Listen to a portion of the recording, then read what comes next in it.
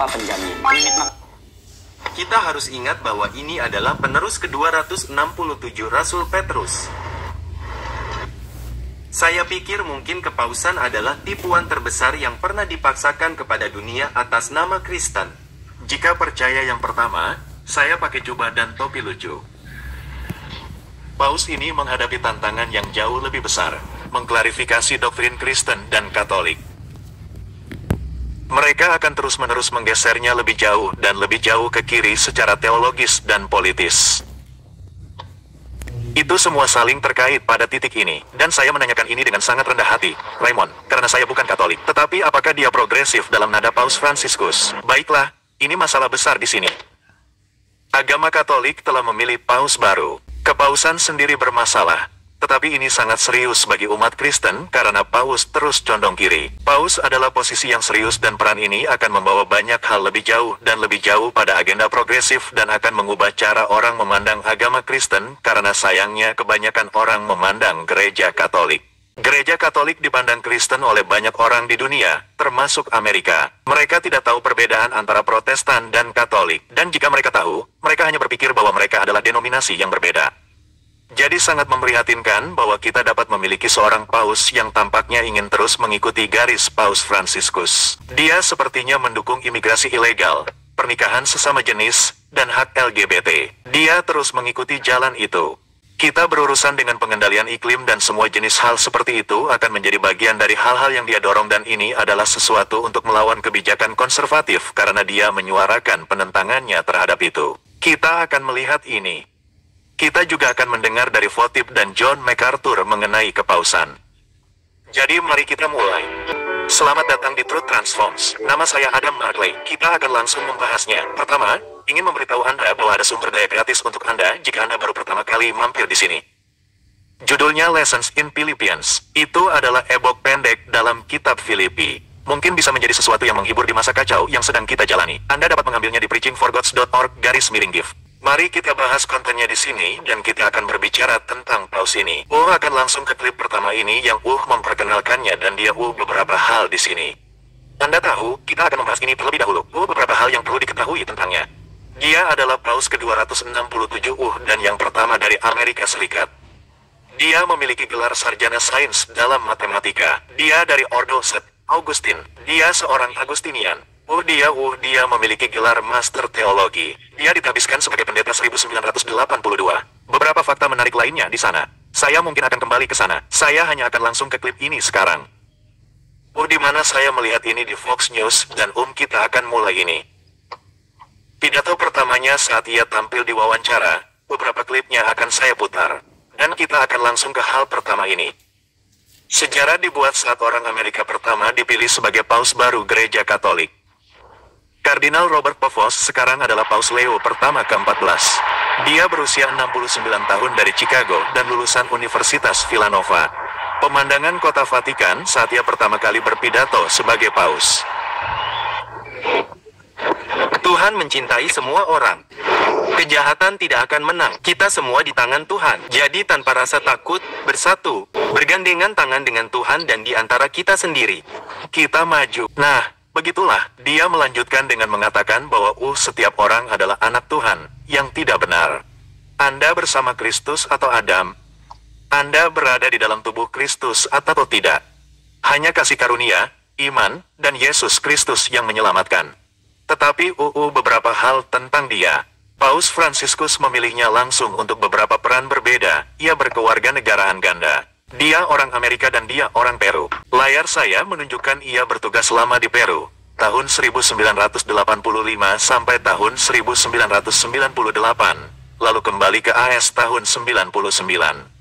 Yang penting diperhatikan, Paus Fransiskus mengangkatnya administrator apostolik di 2014, kemudian uskup keuskupan Chicago, Peru di 2015. Paus Fransiskus mengangkatnya sebagai uskup, lalu pada 2014, dan kembali pada 2023 sebagai kardinal. Para kardinal kemudian memilihnya sebagai paus yang sadar. Bahkan komentator konservatif pun belum banyak melihatnya. Sebelum merekam, saya tak sengaja melihat cuplikan Bill O'Reilly. Saya berpikir, dulu saya pernah menontonnya. Dia konservatif, ya, apa katanya, mungkin Katolik, Tak yakin, petik 2. Dan dia seperti, menurut penelitian saya sejauh ini, dia tampak seperti pria yang cukup baik. Dia tampak dan saya seperti, Anda tahu, bahwa Paus Fransiskus menunjuknya. Petik 2. Jadi itu benar seharusnya memunculkan tanda bahaya dan berkata, ya, orang ini gila sadar, kan? Karena jika dia ditunjuk karena suatu alasan. Ya, Anda perlu riset lebih lanjut, tapi itu akan memberi petunjuk seberapa progresif dia. Saya agak terkejut dengan reaksi beberapa orang terhadapnya, tetapi Anda tahu, tidak ada yang mengejutkan. Saya kira, akhir-akhir ini. Hal lain yang perlu dicatat dalam 14 hal tentangnya ini. Ini dari beberapa situs web Katolik. Sebelum menjadi paus, dia memiliki akun X yang aktif. Yang pertama memiliki media sosialnya sendiri. Jadi itu juga hal yang menarik. Dan itu menarik karena tampaknya dia memposting banyak hal yang sangat bertentangan dengan kebijakan konservatif. Sangat bertentangan dengan kebijakan pemerintahan Trump. Banyak kritik di sana. Itu adalah beberapa posting terbaru yang keluar tepat sebelum pemilihan ini.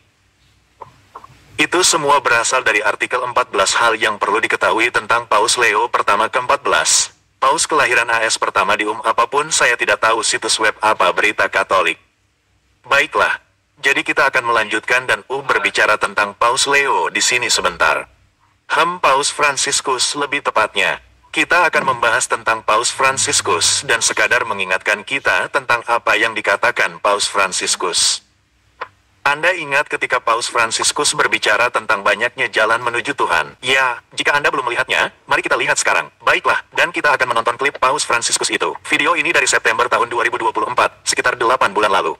Selanjutnya, kita simak pandangan berbeda soal Paus Fransiskus dan jalan menuju Tuhan. Semua agama adalah jalan menuju Tuhan. Itulah kata-kata Paus Fransiskus dalam pertemuan antaragama baru-baru ini dengan kaum muda di Singapura, yang memicu kegemparan dari beberapa umat Katolik. Apakah Paus baru saja mengatakan bahwa semua agama itu setara? Singkatnya, tidak. Oh, baiklah, begitulah. Jadi, dia tidak mengatakannya.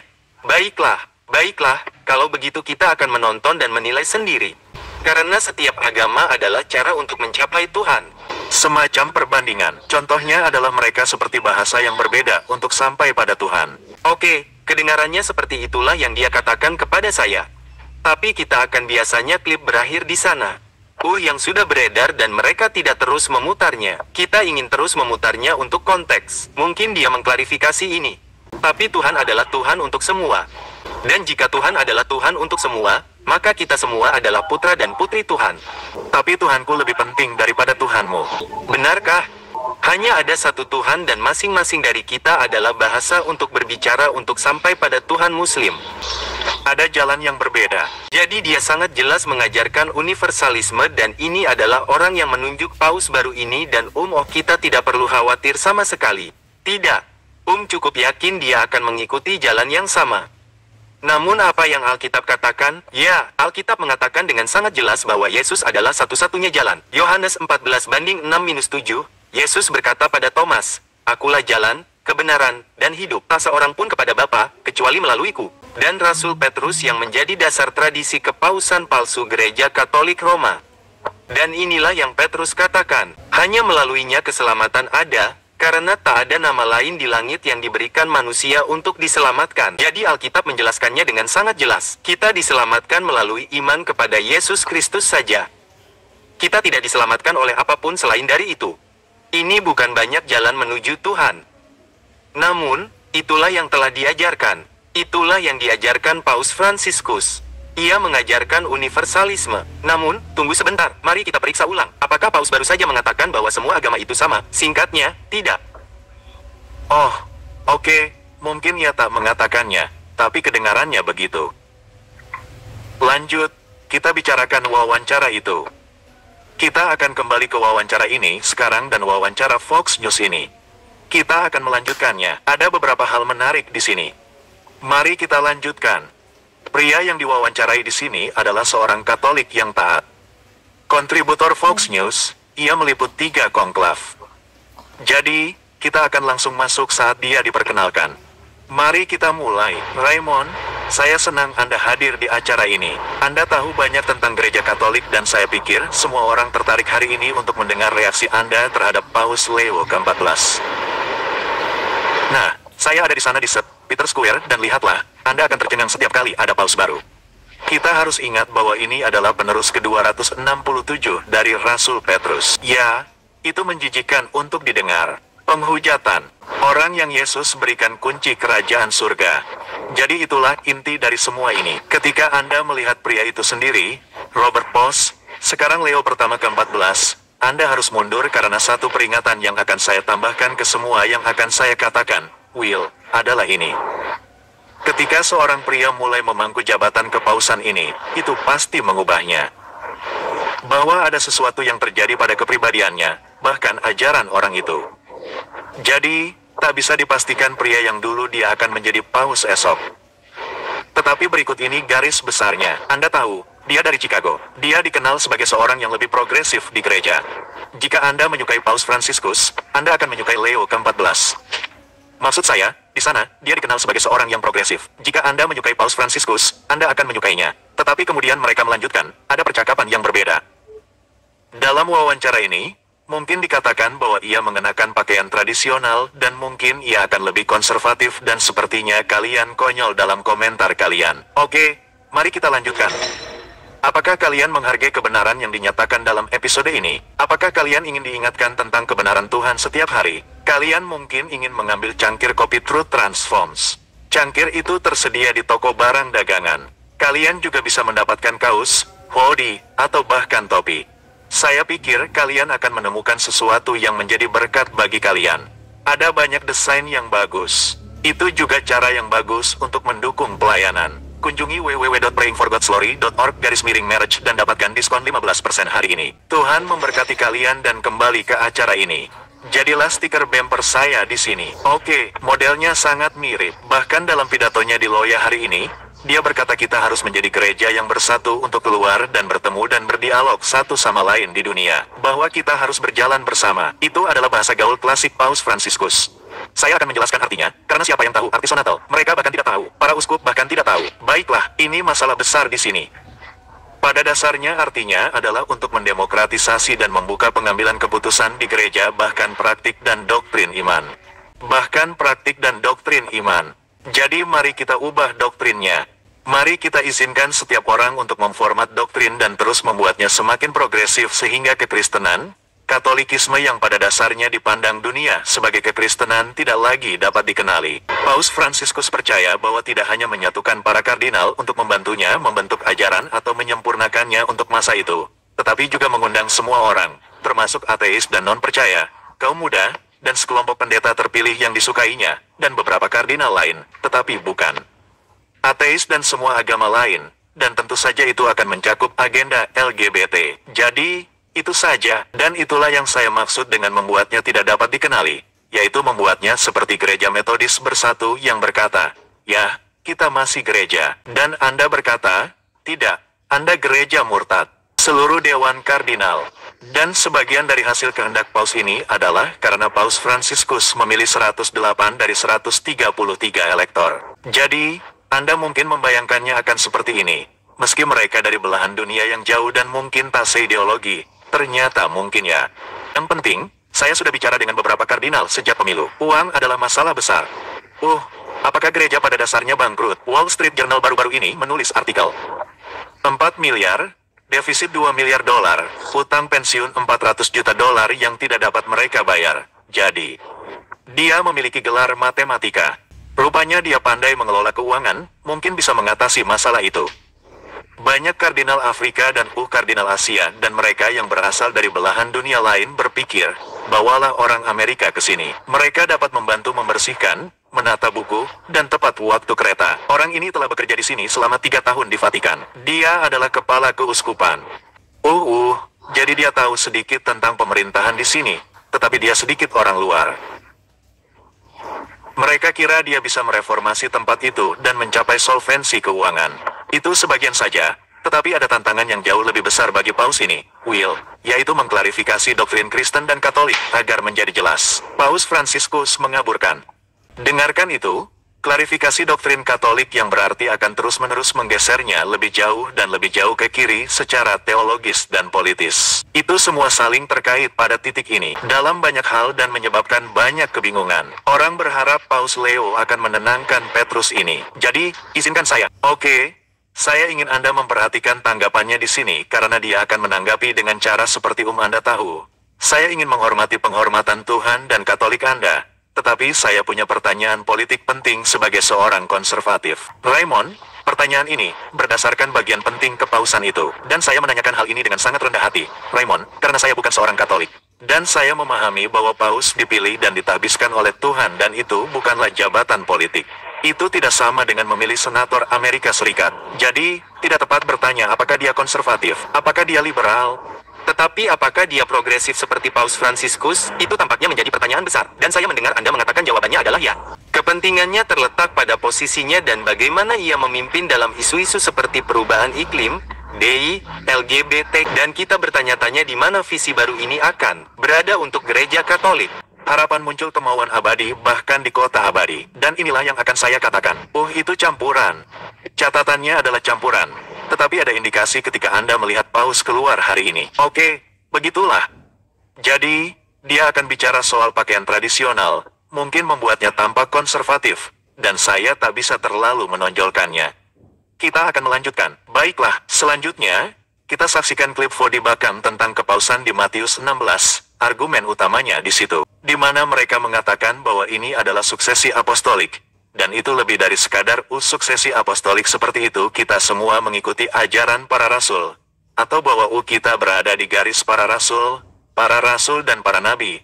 Bahwa itulah fondasinya, Efesus 2. Dan bahwa gereja sekarang dibangun di atas fondasi itu. Tidak, mereka tidak mengatakan itu sama sekali. Mereka mengatakan bahwa Petrus menggantikan Yesus. Bahwa Petrus adalah kepala gereja. Bahwa Petrus sendiri adalah seorang paus sebagai kepala gereja. Itulah yang mereka katakan. Karena khususnya pada abad ke-8, mereka memanggil Paus dan sejak saat itu memanggil Sang Pemenang Kristus. Dan dia memiliki otoritas tertinggi. Dan kita akan melihat sesuatu dari doktrin Katolik di sini. Tetapi mereka membangunnya dari bagian di mana Petrus menanggapi Yesus ketika dia berkata, "Menurutmu, siapakah aku?" Dan dia berkata, "Engkau adalah Kristus, anak Allah yang hidup." Dan dia berkata, "Allah yang menyatakan itu kepadamu." Dia berkata, "Kau Petrus, di atas batu ini kudirikan gerejaku." Nah, Cepus memang berarti batu karang. Dan kemudian ada perdebatan apakah itu berarti Petrus atau apakah itu berarti pengakuan yang dia buat dan Fibecem akan membahasnya. Tetapi izinkan saya membahas supremasi kepausan untuk Anda, sehingga Anda mengerti betapa seriusnya kepausan, betapa seriusnya umat Katolik memandang Paus, otoritas tertinggi yang dimilikinya. Ini datang langsung dari Katekismus Gereja Katolik, edisi kedua. Ini semacam yang lebih baru.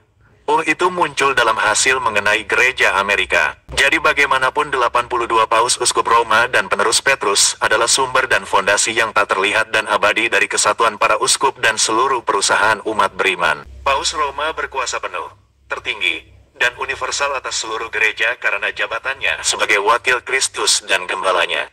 Sebuah kekuasaan yang selalu dapat ia gunakan tanpa hambatan. Kekuasaan yang luar biasa ada pada satu orang. Dan itu mengejutkan. Bahkan jika Anda paham pandangan mereka tentang Paus, kekuasaan tertinggi atas gereja. Baiklah, mari kita masuk ke klip Vote di sini dan ini adalah apa yang dia katakan tentang kepausan. Apakah Anda pernah frustrasi dengan bacaan Alkitab harian Anda atau rutinitas studi Alkitab? Mungkin Anda merasa tidak punya cukup waktu untuk menggali lebih dalam atau Anda tidak yakin bagaimana cara menerapkannya. Nah, itulah sebabnya saya membuat panduan belajar Alkitab Renungan untuk membantu mengatasi masalah itu. Panduan ini berisi pertanyaan-pertanyaan terarah untuk membantu Anda memahaminya dan dalam waktu yang singkat. Tentu saja, tujuannya adalah untuk membantu Anda menerapkannya secara bermakna. Saya punya video yang membahasnya secara lebih rinci. Video itu ditautkan di bawah dalam deskripsi dan komentar yang disematkan. Lihat apa pendapat Anda. Saya harap Anda diberkati olehnya. Tuhan memberkati. Apakah dengan Petrus atau dengan pengakuan Petrus? Ini permainan kata-kata. Anda Petrus, artinya batu karang, di atasnya, gerejaku dibangun. Penekanannya di sini adalah pada Petrus. Dan ini memunculkan garis pemimpin otoritatif elit melalui proses suksesi apostolik. Ini adalah argumen Katolik. Namun, jika yang dimaksud pengakuan itu, dan penekanannya pada salib, maka muncul kemungkinan orang biasa seperti Petrus dapat membuat pengakuan luar biasa dan memasuki realitas luar biasa, imamat semua orang percaya. Doktrin Protestan dan doktrin Baptis secara lebih spesifik dan bahwa kita semua dapat mengakui Kristus dan kita semua dapat menjadi anggota tubuh Kristus dengan pengakuan bahwa Yesus Kristus adalah Tuhan. Jika percaya yang pertama, saya pakai jubah dan topi lucu. Jadi, aman untuk mengatakan bahwa saya tidak percaya yang kedua. Misalnya, para murid tidak melihatnya dengan cara yang pertama. Para murid tak melihat, mereka tak pergi, berkata, "Wah, Yesus jadikan dia paus." Tidak. Kita juga tidak melihat hal lain dalam kitab suci tentang sesuatu yang mendekati jabatan kepausan ini. Dan Petrus bahkan bukan seorang pemimpin di Yerusalem. Dan dalam kitab Yakobuslah yang menjadi seorang pemimpin. Jadi dia tidak benar-benar memiliki peran kepemimpinan.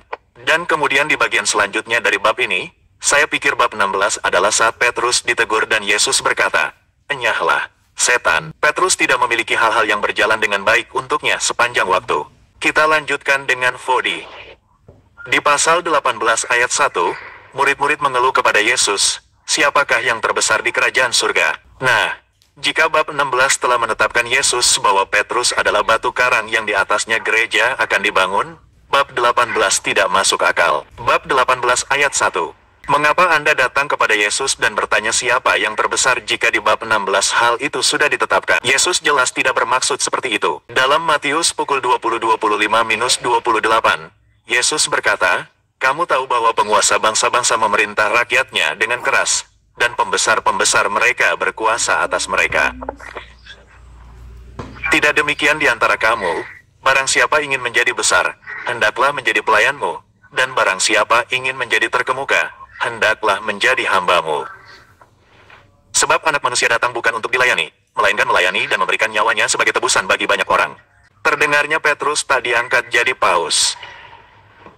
Ya, dan kita akan menemukan lebih banyak keterangan dalam surat-surat pastoral.